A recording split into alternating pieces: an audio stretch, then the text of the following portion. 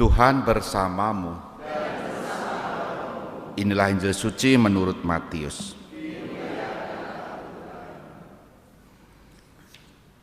Sekali peristiwa, orang-orang Farisi bersekongkol untuk membunuh Yesus. Tetapi Yesus tahu maksud mereka lalu menyingkir dari sana. Banyak orang mengikuti dia dan ia menyembuhkan mereka semua.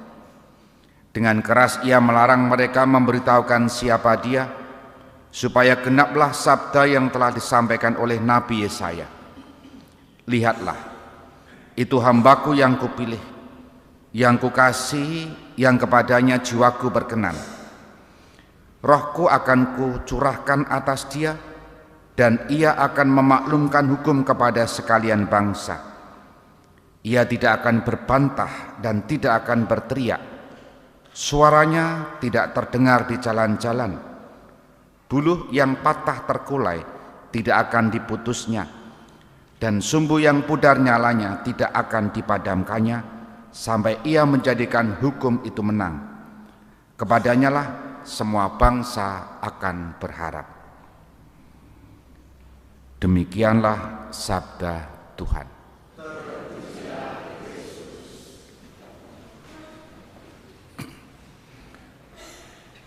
Konflik antara orang Farisi dan Yesus tampak dengan cara penyelesaian yang tidak baik, yakni orang Farisi mau membunuh Yesus dan mereka bersepakat. Apa yang kemudian terjadi? Yesus menyingkir, ya. Dalam bahasa Jawa ada istilah ngalah ngalih, gitu ya. Mengalah lalu ngalih itu apa ya? Geser, ya, geser. Ngalah itu bukan berarti kalah, ya. Ngalih itu bisa jadi geser, itu bisa jadi menghindari konflik atau apapun. Yang terakhir ngamuk, ya. Sudah ngalah, sudah ngalih, kok tetap disarai. Sarai itu ya dinakali itu ya, ngamuk, ya. Tapi Yesus tidak sampai yang ketiga, ngalih ngalah. Pergi bukan berarti kalah, tapi ingin berbuat yang lebih banyak supaya tetap pewartaan Injil itu terjadi. Maka orang-orang Farisi yang bersekongkol untuk membunuh Yesus, tapi Yesus menyingkir, justru di tempat itulah, tempat baru itulah disebut banyak orang.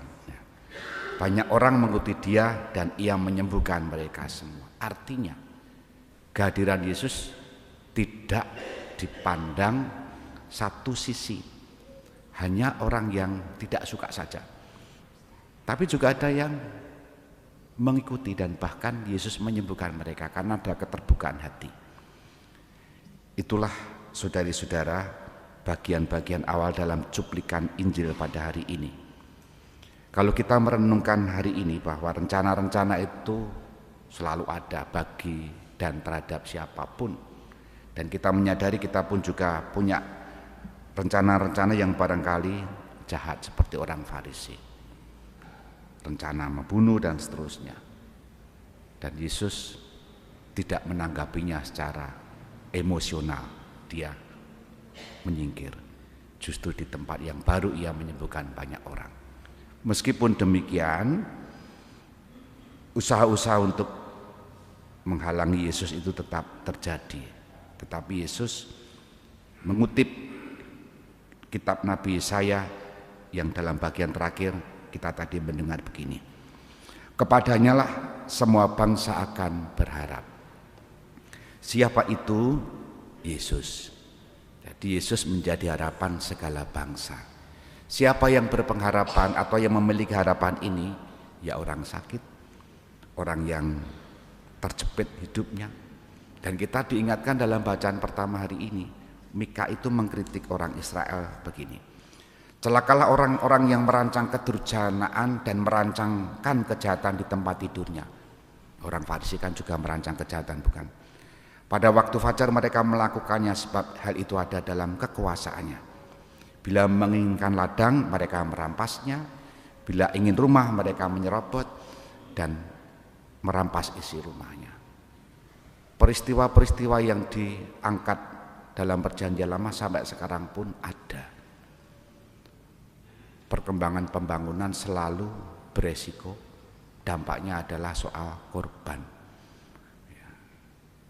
Tol, pembangunan, tanah kita juga korban kan sebagian. Lalu proyek IKN itu kan juga mengorbankan banyak tanah adat dan seterusnya. Di balik kisah itu kan kita tidak tahu. Artinya apa yang terjadi pada zaman itu sampai sekarang pun masih ada. Orang yang punya kekuasaan cenderung menekan, cenderung merampas, cenderung merusak. Nah, hari ini kita diingatkan. Ada pribadi-pribadi yang diharapkan. Ada pribadi yang diharapkan. Siapa itu? Yesus. Siapa yang berharap? Siapa yang menjadi korban? Maka kita semua diingatkan. Ada Yesus yang selalu menjadi harapan kita. Saat apa? Saat sakit, saat terjepit, saat menjadi korban dan seterusnya. Moga-moga bacaan hari ini mengingatkan kita agar selalu memiliki harapan yang ada dalam Kristus Yesus Tuhan kita. Kita hening sejenak.